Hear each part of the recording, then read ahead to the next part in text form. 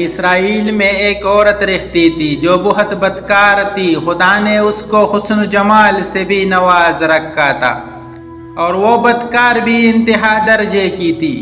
پوری بستی کے ساتھ اس کے تعلقات تھے۔ وہ اتنی مالدار ہو گئی کہ اس نے اپنے لیے بڑا محل بنوا لیا تھا اور ایک تخت بنوایا جس پر وہ بنور سنور کر ملکہ کی طرح بیٹھتی تھی، اور اس کے ساتھ غلط تعلق رکھنے والے پورے شہر کے امراء تھے۔ اس کی زندگی ایسی ہی گزر رہی تھی۔ ایک مرتبہ کیا ہوا کہ وہ اپنے گھر کا دروازہ کھول کر تخت پر بیٹھی تھی کہ قریب کسی اور بستی کا نوجوان تھا جو بہت نیک تھا، عبادت گزار تھا، اور ادھر سے گزرا، اور گزرتے ہوئے اچانک اس کی نظر اٹھی تو اس عورت پر جا پڑی، اور اس عورت کی ایسی تصویر اس کے دل میں چھپ گئی کہ وہ آگے تو چلا گیا مگر اس کا دھیان ادھر ہی بھٹک گیا۔ پھر وہ ذکر میں بھی، تسبیح تلاوت میں بھی بیٹھا تھا تو اس کا دل ہی نہیں لگتا تھا۔ اس نے روزے بھی رکھے لیکن دل سے خیال نہ نکلا۔ اس نے اپنے آپ کو تکلیف بھی پہنچائی، کئی دن اپنے آپ سے کھو اور بھوکا اور پیاسا رکھا مگر اس کے دل سے اس عورت کا خیال نہ نکلا، حتیٰ کہ ایک دن اس نے سوچا کہ جب اس خیال سے میری جان چھوٹتی ہی نہیں تو میں اس کے پاس چلا جاتا ہوں۔ چنانچہ اس کے پاس جو تھوڑا بہت سامان تھا اس نے بھیجا، اور اس نے اتنے پیسے تیار کیے جتنے سے وہ بدکار عورت اپنے پاس آنے کی اجازت دیتی تھی۔ وہ اس عورت کے پاس چلا گیا اور اس کو پیسے دے کر اس کے پاس چارپائی پر بیٹھ گیا اور اس کے ساتھ بات چیت کرنے لگا۔ اچانک بات چیت کے دوران اس کے دل میں یہ خیال آیا کہ میں نے نیکوکاری کے اتنے سال گزارے ہیں، آج اسے بھی دیکھ رہا ہوں، میرا اللہ مجھے اس غیر عورت کے ساتھ بیٹھے ہوئے دیکھے گا۔ بس یہی خیال اس کے دل میں آیا تو اللہ کا ڈر اس پر غالب ہو گیا اور نوجوان نے کاندنا شروع کر دیا۔ عورت اس سے پوچھنے لگی کہ تم کام کیوں رہے ہو؟ تمہارا چہرہ پیلا کیوں ہو گیا ہے؟ اس نے کہا بس میری طبیعت ٹھیک نہیں۔ عورت نے کہا کہ پھر تم جس مقصد کے لیے آئے ہو وہ مقصد پورا کرو اور چلے جاؤ۔ نوجوان نے کہا نہیں۔ وہ بڑی حیران ہوئی کہ آج تک میں نے زندگی میں کوئی ایسا مرد نہیں دیکھا جو میرے قریب اس طرح چارپائی پر آ کر بیٹھے اور برائی کیے بغیر چلا جائے۔ یہ نوجوان کیسا ہے؟ مگر نوجوان نے کہا اچھا میں چلتا ہوں۔ اس عورت نے کہا تم کون ہو، کیا ہو؟ تو نوجوان نے بتایا اس کا نام بندہ ہوں اور پلا بستی میں رہتا ہوں۔ میرے دل میں یہ خیال آ رہا ہے کہ میں نے اتنی عمر مسلح پر بیٹھ کر گزاری اور آج میرا اللہ مجھے تیرے ساتھ بیٹھے ہوئے بھی تو دیکھ رہا ہوگا۔ بس اس کے بعد اس نوجوان کی آنکھوں میں آنسو آ گئے اور وہ چل پڑا۔ چنانچہ عورت کے دل میں خیال آیا کہ یہ کنوارا نوجوان اللہ سے اتنا ڈرتا ہے جبکہ اس نے گناہ بھی نہیں کیے اور میں تو سارا دن اور ساری رات گناہوں میں ڈوبی رہتی ہوں، میں تو خدا سے ڈرتی ہی نہیں۔ اس کے دل میں شرمندگی پیدا ہوئی، ندامت ہونے لگی اور اب کیا کروں؟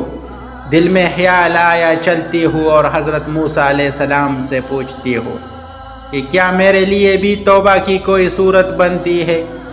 اور وہ اپنے گھر سے نکل پڑی اور اس کی بستی کا ایک بندہ پہچانتا تھا، وہ ایسی نامی گرامی عورت تھی۔ وہ چلی گئی اور جا کر حضرت موسیٰ علیہ السلام کو جو دیکھا تو وہ اس وقت بنی اسرائیل کے لوگوں کو نصیحت فرما رہے تھے۔ عورت نے کسی آدمی کے ذریعے پیغام بھیجا کہ حضرت موسیٰ علیہ السلام سے جا کر کہو کہ میں آپ سے ملنا چاہتی ہوں۔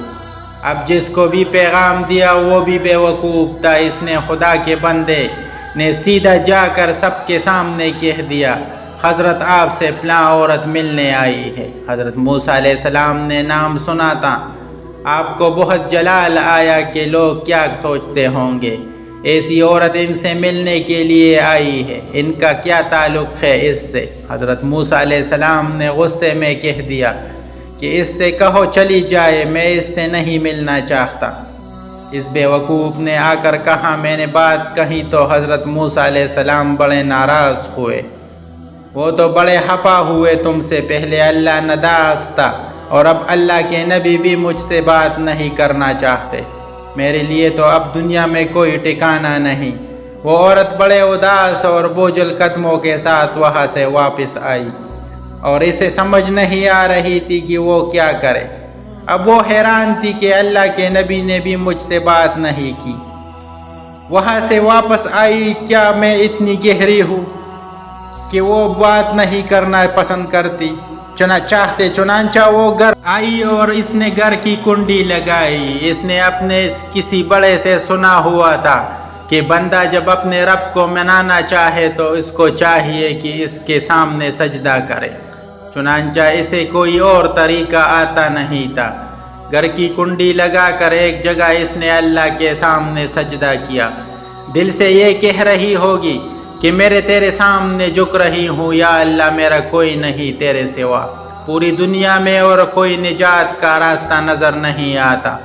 پھر اللہ کی شان دیکھیے، اس نے اسی رات اس کے دل میں خیال آیا کہ میں عورت ذات ہوں، اکیلی مکان میں رہتی ہوں، ایک میری خادمہ ہے، تو میں اگر نیت کر بھی لوں تو جتنے لوگوں نے میرے ساتھ بدکاری کی ہے وہ تو مجھے اس میں نہیں رہنے دیں گے، تو بہتر ہے کہ میں اس جگہ کو چھوڑ کر چلی جاؤں۔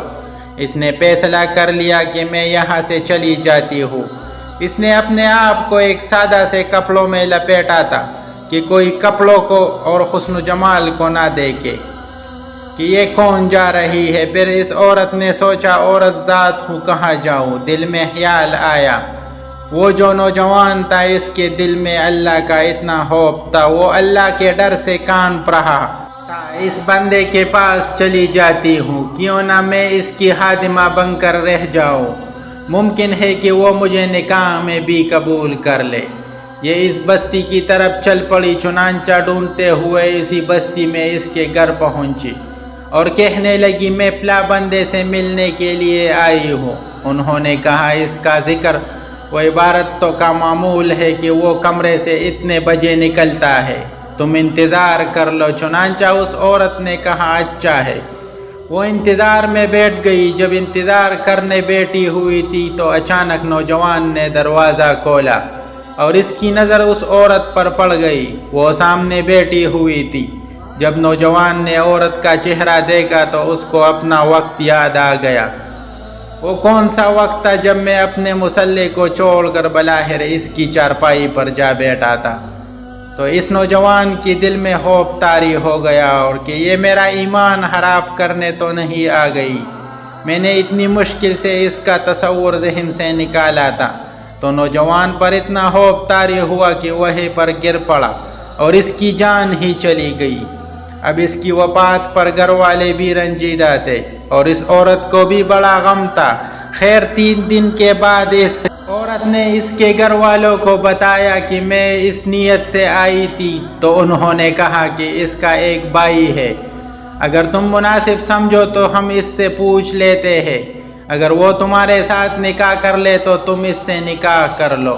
اس نے کہا ٹھیک ہے۔ جب بھائی سے پتہ چلا تو اس نے کہا ٹھیک ہے، اگر پہلے یہ عورت ایسی ہی رہی ہے اور اب توبہ کی نیت کر چکی ہے تو میں اس کو اپنے نکاح میں قبول کر لوں گا۔ چنانچہ اس عورت کا اس کے بھائی کے ساتھ نکاح ہوا اور اس عورت کو اللہ تعالیٰ نے 7 بیٹے عطا فرمائے اور وہ 7 بیٹے بنی اسرائیل کے اولیاء میں سے گزرے۔ ایسے بدکار عورت بھی اگر توبہ کرتی ہے تو اللہ تعالیٰ اسے 7 ولیوں کی ماں بنا دیتے ہیں۔